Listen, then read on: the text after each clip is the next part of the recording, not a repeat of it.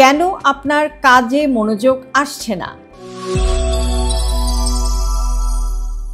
পড়তে বসেছেন অথবা কোনো গুরুত্বপূর্ণ কাজ শুরু করছেন, কিন্তু 5 মিনিট পরেই দেখা গেল যে আপনার মন চলে গেছে অন্য চিন্তায়, ফোনে অথবা স্রেফ আলসেমিতে। সময় গড়িয়ে যাচ্ছে কিন্তু কাজের কাজ কিছুই হচ্ছে না। আপনারও কি এমন হয়?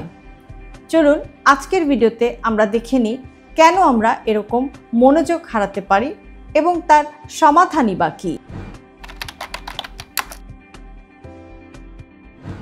একটা কারণ হতে পারে যে আপনি অনেক ক্লান্ত, কিন্তু আপনার শরীর সেটা ঠিক বুঝতে পারছে না।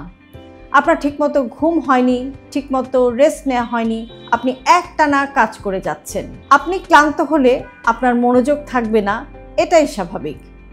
তবে শরীর কিন্তু প্রথমে বিশ্রাম চায়, তারপরে কাজ। আরেকটা কারণ হতে পারে যে আপনি ডোপামিন আসক্তিতে আছেন।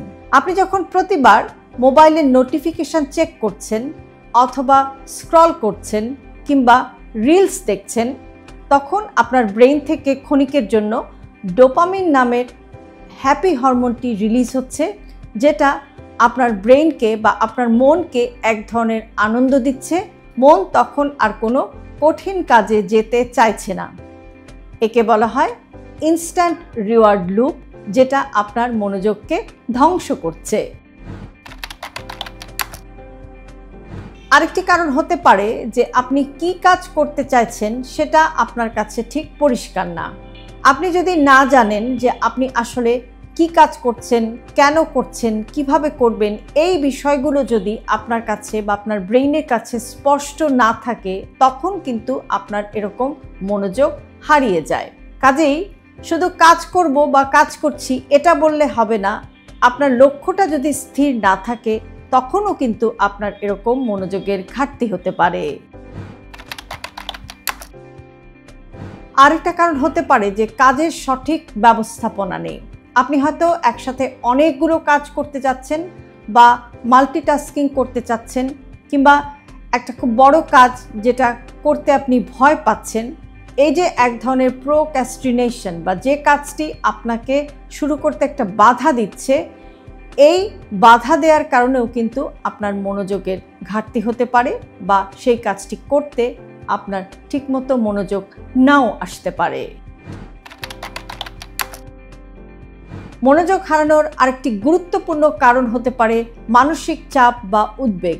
আপনি যদি অনেক বেশি স্ট্রেসে থাকেন, সেটা হতে পারে পারিবারিক কোনো কারণ, সেটা হতে পারে আপনার ফাইন্যান্সিয়াল বা আর্থিক কোনো কারণ, কিংবা সম্পর্কের জটিলতা, যে কোনো বিষয়ে অথবা অফিসের কোনো জটিলতা, যে কোনো বিষয়ে আপনার যদি এরকম একটি ক্রনিক স্ট্রেস থাকে বা সবসময় একটি উদ্বেগ, উৎকণ্ঠা থাকে, একটি দুশ্চিন্তা থাকে, সেটাও কিন্তু আপনার মনোযোগ হারানোর একটি অন্যতম প্রধান কারণ হতে পারে।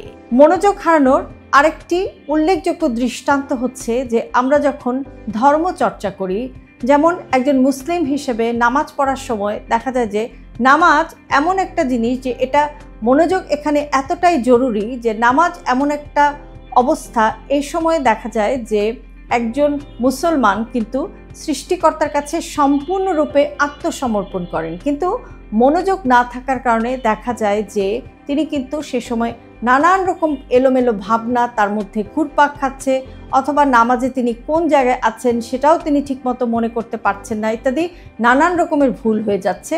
এবং এই যে ধর্মচর্চার সময় আমাদের এই যে অ্যাটেনশনটা লস হয় বা অ্যাটেনশনটা হারিয়ে যায়, এটাও কিন্তু মনোযোগ হারানোর একটি উল্লেখযোগ্য দৃষ্টান্ত। মনোযোগ বাড়াতে আপনি কি করতে পারেন? একসাথে একটি কাজ করুন, যেটাকে বলা হয় সিঙ্গেল টাস্কিং, অর্থাৎ মাল্টিটাস্কিং বা একসাথে অনেকগুলো কাজ করা বন্ধ করুন। পোমোডোরো পদ্ধতিতে কাজ করুন, অর্থাৎ 25 মিনিট কাজ করুন, এরপর 5 মিনিট বিরতি নিন। কাজের সময় ফোন নোটিফিকেশন থেকে দূরে থাকুন। কাজ শুরু করার আগে নিজের উদ্দেশ্যগুলোকে লিখে ফেলুন। এছাড়াও পর্যাপ্ত ঘুম, হালকা ব্যায়াম এবং মেডিটেশন করুন। মনোযোগ কোনো জিনিস না, এটা একটা অভ্যাস। আপনার শরীর, মন এবং পরিবেশ তিনটাকে যদি আপনি এক লাইনে আনতে পারেন তখনই আপনার মনোযোগ ফিরে আসবে। তাই নিজেকে দোষারোপ না করে নিজের অভ্যাসটাকে একটু বদলান, ফলটা আপনি নিজেই টের পাবেন। ভিডিওটি কেমন লাগলো, আপনার মনোযোগ ফিরে আসতে আপনাকে সাহায্য করলো কিনা কমেন্ট বক্সে লিখে জানাতে ভুলবেন না। আর এরকম আরও ভিডিও পেতে সাবস্ক্রাইব করুন আমাদের ইউটিউব চ্যানেল এবং ফলো করুন আমাদের Facebook page with doctor Shahnaz Chowdhury.